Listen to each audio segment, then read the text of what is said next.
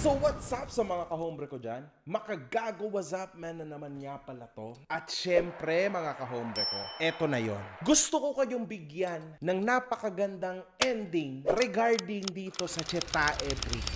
Maganda na to kasi i-edit to ng pinakamalupit ko na editor sa buong Pilipinas.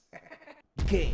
First, mga kahombre ko, dito kasi nagsimula ang lahat. Nag-message si Ronnie, kasi naalala nyo lahat, diba? Few days back, nagkandaleche-leche si Facebook. Nawala si Facebook, diba? Ilang oras nawala yung mga platforms. Bigla ngayon, mga...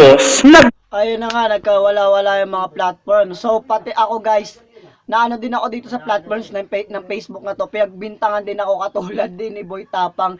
Ni Cherry White. Piyagbintangan si Cherry White ni Boy Tapang na hinak yung Facebook. Pati ako, piyagbintangan na hinak ko daw yung Facebook. So, mamaya ko na yung story time na yan. Mamaya ko na yung ikikwento tungkol sa inyo guys. Ipagpatuloy natin ang video na ito. Boss, nag-message si Ronnie, aka Boy Tapang, kay Cherry White, stating, kita-kit sa Tulfo, pinapahack mo pang account ko ha? Ayos, kilala kita.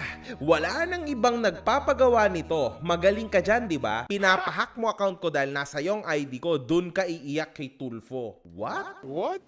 Bro, what are you talking about, man? Sabi ni Cherry, ang kapal naman ng mukha mo, nagko-content kami dito, lahat kami na log out sa Facebook. Di ba nangyari din sa inyo, di ba? Ngayon, ulul ka, bukas ka lang, doon tayo sa Tulfo. Walang iyakan dahil matrace to lahat. Kala mo ha, wag mo ko lokohin, kilala kita. Gaya ng dating pinapagalaw mo sa kilala mo sa Meta.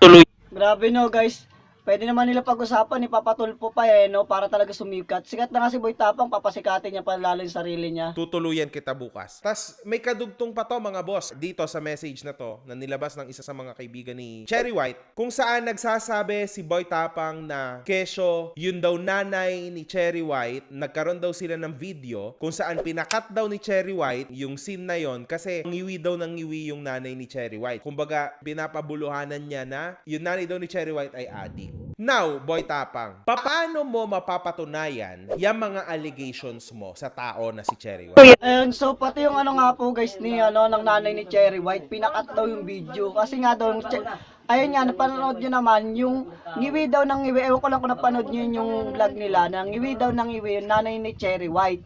So, hindi ko alam kung bakit ngiwi ng ngiwi yung nanay ni Cherry White. Ayun naman, pinabulaan na naman po ni Boy Tapang na parang addict daw yung nanay ni Cherry White. So, grabe, napaka-judgmental ni Boy Tapang no. So, sorry dyan sa mga nasasagasaan po sa mga viewers po, tsaka sa mga idol po ni Boy Tapang. So, papakita ko lang po ang hindi po ako yung nagsasalita. Ang nagsasalita po nito si Boy Makagagwa. Tinitignan ko lang po yung opinion po niya. Papaano mo yan mapapatunayan na addict ang nanay ni Cherry White? Sabi mo, pwede ka anytime magpa-drug test. Sino ka ba? Ikaw ba si Lord Ronnie Suan? Para pilitin mo ang tao na magpa-drug test? Si Tulfo nga nagtatanong pa. Gusto mo bang magpa-drug test? Gusto mo bang magpa-lie detector test? Di ba si Tulfo ganun pa? Ikaw putang ina, sabi mo, kaya mong obligahin sila na magpa-drug test. Sino ka namang Poncio Pilato ka? Are you stupid? Or are you stupid?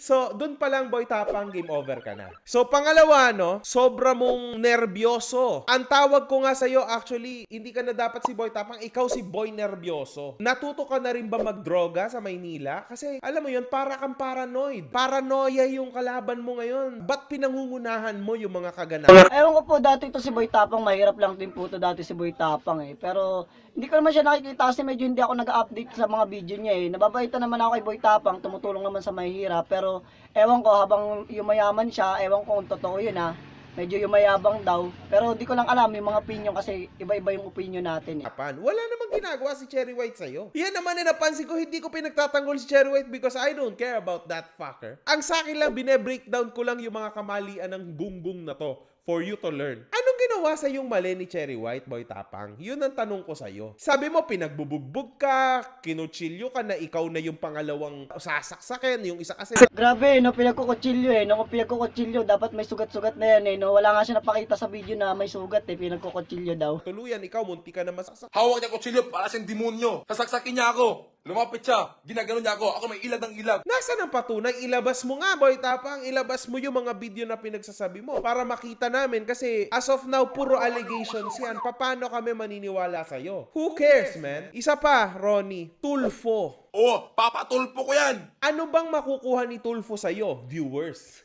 Yun lang, di ba? Pare-parehas lang naman tayong pasikat dito kasama na si Tulfo. Real talk. Hindi ba, Boy Tapang, sa tingin mo may mas mahalaga pang matutulungan si Tulfo kaysa sa kabulastugan natin na to, na mga influencers? Bakit? Kasi nervyoso ka, may paranoia ka na, puta, kukuhanin yung Facebook ko, mawawala yung Facebook ko, mawawala yung Facebook ko. Ikaw ata yung addict eh. Kasi, tangina, nangyari sa lahat na nalag out lahat ng tao sa buong mundo sa Facebook, ikaw lang hindi. Tas straight away, minessage mo agad si Chero, hinak mo ko, well, tangina, man, chill. Paranoid siya agad, no guys, sobrang paranoid. Di man lang nagtanong, ay ikaw ba na ano ka ba pre? Yung mga kaibigan niya o kakilala niya, oy, nag-logout ba yung Facebook mo? Oy, nag-logout ba yung Facebook mo? Agad-agad siya ng ganun, ng bintang agad siya na hinak yung Facebook niya. Hindi muna siya nagtanong sa kakilala niya o kaya kalapit niya. Ang dami niya namang kadikit dyan, tsaka kalapit niya. Bigla pa siya ganun yung ginawa niya, no? Ng bintang agad. At ang mas mahigit pa doon, pinagbintangan niya yung jowa niya na si Cherry White. Gabi, galit na galit eh, no? The fuck up. Bakit? Kasi kapag nawalan ka ng platform, mawawalan ka rin ng buhay. Yan, kaya ka sobrang kabado. Kaya napa-message ka agad without hesitation, without thinking of anybody else, kundi si Cherry White lang. Magaling kang kupal ka talaga. Legit. Ronnie, ibang-iba ka na. Sobrang kupal mo na talaga. Totoo. Lalo na sa live mo kagabi o kahapon. Grabe, man. Iba na yung kakupalan mo. Level 1 million na. Promise, man. Iba. Labas tayo ng mga evidences. Itinatanggi mo na hindi naging kayo. Okay? Sabi mo dito sa isang comment, di ko nga alam eh, nagkajowa pala kami niyan. Kala ko content lang. Isa pa to may shinare ka. Sabi mo, let me make it clear that we are not in a relationship. Kunwari pa si Boy Tapang, hindi daw niya alam may kinakailan niya, nagsama nga sila. Grabe, no? Obvious ba Boy Tapang? Grabe ka makareact talaga kay Cherry White.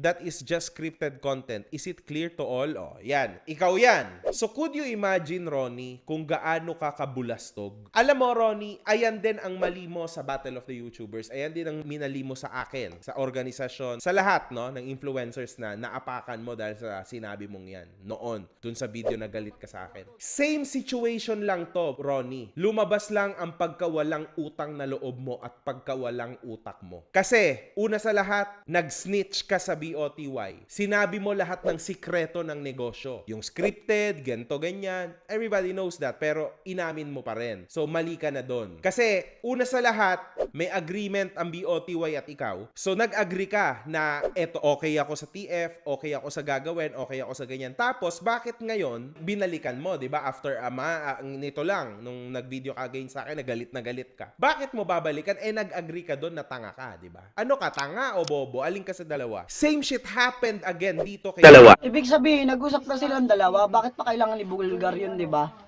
Para saan? Para bakit niya isasabi yung ganun, ibubulgar niya yung mga scripted na ganun, no? Di ba? So, grabe yung ginawa niya. Hindi muna siya nag-isip unang-una pa lang doon sa kay Cherry White. Doon sa Facebook na hinak daw ni Cherry White. Hindi muna siya nagtanong sa kasama niya o sa mga kilala niya kung na-hack ba sila o na-block ba sila. Bakit naging ganun yung Facebook nila, nag-block out or kaya nag-log out agad. Pangalawa, doon na yon, nag-usap na pala silang dalawa ni Makagago, pero ganun pa rin yung ginawa niya, ginago niya si Makagago. Grabe talaga yun, Makagago na nga ginago pa.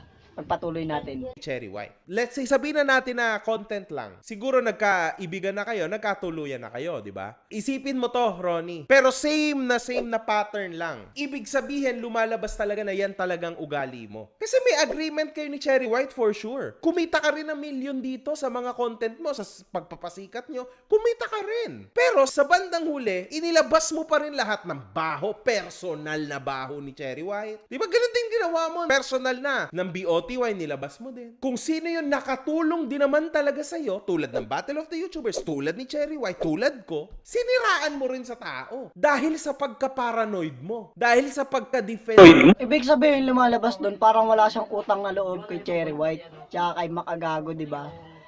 Pero dapat kahit ganun, hindi siya dapat nag-overreact, di ba? Tinulungan ka na ng tao, tapos ganun pag ginawa mo, wala kang utang na loob. So, kailangan mo talaga, kahit sabihin mo na gano'n na, kailangan ko pa magkaroon ng utang na loob. Kailangan mo talaga magkaroon ng utang na loob kasi tinulungan ka na, di ba? Hindi ka makapunta sa ganong pagkakasuccess mo sa buhay or kaya sa mga ganong pagtutulong katulad ni Cherry White tsaka ni Makagago. Dapat magkaroon din ka talaga ng utang na loob. Huwag mo sasabihin na gano'n na sinusumbatan ka to ganyan. Huwag ka masyadong overreact, boy tapang. Mo dahil sa pagkatanga mo. Yun lang yun, man. Alam nyo mga ka-hombre ko, ito yung kaibigan na nakakatakot kaibiganin. Kasi paano ka kakaibiganin, nagiging totoo sa'yo, nagsasabi sa'yo ng mga sikreto niya yung kaibigan mo sa'yo, tas biglang nagsasabi sa'yo ng way kung paano mag-earn, ganito, ganyan, ganito gagawin natin ha. Bro, ito yung script natin sa video, bro, ito yung gagawin natin pampahype. Tas ilalabas mo din pala. Pagka Talaga yung nakakatakot, guys. Yung kaibigan mo na tinatawag na balimbing. Mag-uusap kayo okay sa harap, tapos pagkatalikod, sasabihin sa iba, ay yung tinatawag guys na balimbing guys ah. galit ka ng konti, na paranoid ka ng konti, uunahan mo na, abnormal ka ba? Anong klase kang tao, anong klase kang kaibigan kung ganyan ang mindset mo, tanga ka? Walang mangyayari. So lahat ng mga tao, magiging iwas na sa'yo. Kasi ibang klase ka, man. May bago kang jowa. Ilan na nadali mo? Ilan na nakakantot sa'yo? Ano na? Tatlo na, Ronnie. Pang-apat ka na. Pagka nag-break kayo niyan, sa future jowa niyan, si Boy Tapang, ikakalat niya yan. Magla-live yan. Tangay na, apat na yung nakakantot sa'yo. Sabi mo, putang ina. Yung mga ganyang bagay, tulad ng sinabi mo na si Cherry White ay walker, Napakalandi mo! Kasi nga, galing siya sa lakad-lakad. Alam yun, sa English? si Cherry White ay kumakain ng hotdog na expired, A girl died after eating expired hotdog. Grabe talaga napaka-judgmental ni Boy Tapang no. Akala mo talaga perfectong tao Ikaw ba si Lord? Pakabait mo naman, sana kunin ka na ni Lord. merong matandang senador, si Cherry White, Ang dami mong bag, pero galing naman sa... Lolo! binebenta ni Cherry White ang mga kaibigan niya, pati sarili niya. Pag nagiinuman sila, nirirituhan niya yung mga tropa niya na mga lalaki, babae. Ganun talaga si Cherry Toke. Kung inamin man sa'yo yan ni Cherry White, tolongges kang tanga ka, sa'yo na lang yon. Ipinagkati Bakit pa kailangan sabihin niya yung guys, di ba? Grabe na, ano na nga siya no, yung parang success na siya, tsaka ano na siya, yung tawag dito, famous. Tapos kailangan pa niya sabihin yung mga ganong bagay, di ba? Talaga naninira siya ng tao no, hindi niya titignan yung mga nakaraan niya. Kung meron siya pagkakamali, kaya naman talaga siya perfecto no. Perfecto ka ba talaga? Perfecto para sabihin mo yung mga ganong mga bagay, di ba? Kailangan pa sabihin, dapat private na yun, hindi yung gano'n yung sasabi mo pa sa social media pa talaga, no? Sino rin naman ang nakakahiya doon? Ikaw rin naman yung nakakahiya doon, yung feedback sa'yo ng mga, hindi lang ibang tao, kundi yung mga viewers mo. Imbis na yung viewers mo, lalayo na sa'yo dahil sa sinasabi mong ganyan. wala ni Cherry White, if ever, yang mga info na yan regarding sa life niya, dahil nga naging magkarelasyon kayong putang ina mo. So, alam mo, yung paglabas mo sa sikreto nyo ay isang malaking katangahan, Boy Tapang. Kasi wala ka makukuhan simpatya sa katarantaduan na nilabas mo na yan. Kundi nagmukha ka lalong gantong kaliit. Kung maliit ka na, dahil sa ginawa mong mga content, kasama si Cherry White, naging toxic ka na, mas lalo kang lumiit ngayon, Boy Tapang. Kasi yung mga ganyang bagay, wala na yan. Sikreto na yan. That goes to hell with you. Kapag namatay ka, ililibing yan kasama mo. Yan yun Kasi sikreto yan. Hindi yung ipinuputak-putak mo. For what, man? Anong makukuha? Oh, yan katulad sa akin, di ba? Yung katulad mga ganyan. Yung unang-una talaga, bago pa talaga sumikat si Boy Tapang, viewers na ako ni Boy Tapang kasi yung mga napapanood ko ng mga content niya katulad dati. So, talagang viewers na talaga ako ni Boy Tapang, tsaka proud ako kay Boy Tapang. Pero habang patagal ng patagal, yan nga, hindi lang si Makagago yung nagsasabi sa kanya ng mga attitude niya. Meron pang ibang tao, yan, na nagsasabi sa tungkol nga sa attitude ni Boy Tapang, yan. Hindi namang lahat talaga, meron talaga guys na kapag pagka yung lumalaki na umunlad na sa buhay, parang lumalaki na rin yung ulo. Pero hindi naman lahat hindi naman lahat, di ko nilalahat. Meron talagang ganun tao guys So, pagpatuloy natin. Mo. Kasi in the first place, bakit mo tinanggap si Cherry White? Kung alam mo na palang ganito siya. Ba't mo pa rin siya dinali? Ba't mo pa rin siya nakipag-contentan ka pa rin sa kanya? Nakipaghalikan ka? Nakipaglaplapan ka? The way you said it, ganito pala siya eh. Ba't mo ginawa yun? Tanga ka ba? Real talk, man. Anong klase to, man? At isa pa, hindi mo ikakabango yung ikinabaho ng tao na tumulong sa'yo, na minahal mo, at na naging love team mo na legit sa camera. Sobrang mali nung live mo, Boy Tapang. Tama nga naman guys, tama nga naman. Yung katulad nga yung sinasabi ko kanina guys, yung mga viewers guys, imbis na manonood sa mga video niya, parang natatabangan na, parang ayaw na kasi, ay ganito pala to si Boy Tapang, parang pangit ng ugali ni Boy Tapang pala. Dati gusto ko siya, ganito yung ugali niya, pero parang ngayon nagbabago na yung ugali ni Boy Tapang. So kaya parang ayaw ko na yung ugali niya kasi lumalaki na yung utak niya, tapos ganito naninira pa siya ng ibang tao, ganito pala yung ugali nito. So parang imbis na tataas yung viewers niya, lalong bumababa dahil nga sa pinapakita niyang attitude. Nakakaliit ka ng pagkalalaki. Mali yung pinaglalaban mo na binugbog ka. Ano yan? Babae lang ang pwedeng magsalita. Hindi. Kasi in this case, talagang nasa punto si Cherry White. Eto, question, Boy Tapang. Kasi sobrang babaw mo na tao. Papaano kung hindi pala totoo lahat ng pinagsasabi mo sa social media? Tulad ngayon, Ronnie, talong-talo ka. Kasi hindi ka sinagot ni Cherry White. Sinagot ka ni Cherry White pero never kanyang binanggit at wala siyang sinabing masama sa'yo. Papaano kung kasuhan ka ni Cherry White ngayon? Alam mo mangyayari sa'yo, Ronnie? Yung milyon na kinita mo kasama si Cherry White, siguro naka 3 million ka, 4 million. Tansya ko. Kasama na yung online casino. Ubus yan plus stress. Kasi hindi to libelous. Super libelous yung ginawa mo. Like sobrang lala nung pagka-libelous nung ginawa mo. Tagos sa... Tama guys, kasi guys yung mga ganyan mga pagsasalita, katulad na may ebidensya siya, meron siyang video. So, meron talagang kaso yung mga ganyan. Ang kaso niyan, yung paninirang puri. Tapos nilalabas pa sa social media. Ang tawag diyan guys is cybercrime guys, yung ganyang kaso. At saka may iba pang mga kaso na pwede sa kanyang ipatang. O pwede po siya kapag kinasuhan po siya ni Cherry White. Yan sa mga pananalita niya na ganyan, na mga paninirang puri. Kaya dapat talaga hindi ka talaga basta-basta na nagsasalita ng ganyan na wala namang katotohanan at ebidensya.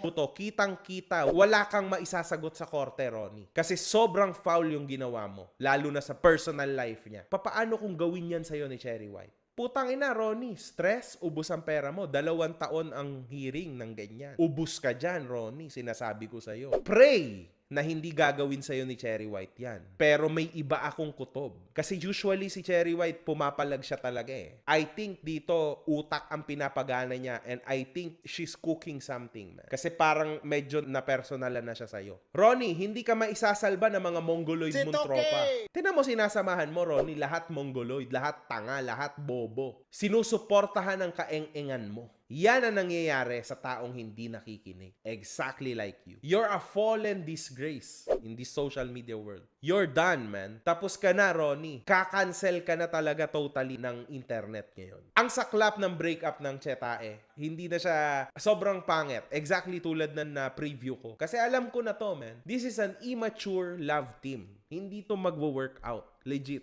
Wala na. It's over. Hindi ko in-expect na si Boy Tapang ang lalabas sa talunan dito. Si Boy Tapang ang lumabas sa talunan, mga kahombre ko. Big time. Sa mga Bisaya ko, mga kahombre ko, huwag niyong babyhin yan. Kasi lalo lang magkakandaletse-letse ang buhay niyan. Let him learn. One love. Good fucking